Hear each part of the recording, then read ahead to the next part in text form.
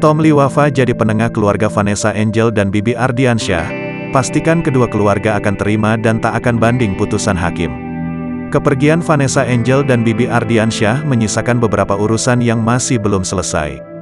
Beberapa di antaranya adalah soal harta warisan dan hak asuh Gala.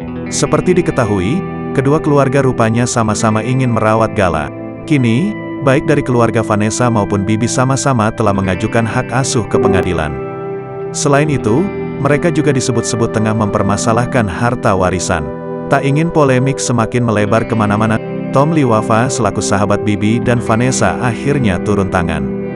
Dia diketahui jadi penengah antara keluarga Vanessa dan Bibi. Pria berjuluk Crazy Rich Surabaya itu juga mengaku sudah membicarakan perihal ini dengan keluarga kedua belah pihak. Sore ini saya sudah telepon dengan kedua belah pihak, Om Faisal dan Om Dodi, beserta Mas Sandi dan Mas Milano selaku kuasa hukum. Semua saya telepon dan komunikasikan, ujar Tom Liwafa dikutip Tribun Style, Sabtu, tanggal 27 November tahun 2021. Menurutnya, kedua keluarga sama-sama menginginkan yang terbaik untuk putra sematawayang Vanessa dan Bibi, yakni Gala Sky Ardiansyah. Dan hasilnya, jawaban dari kedua belah pihak ini sebenarnya sangat bijak.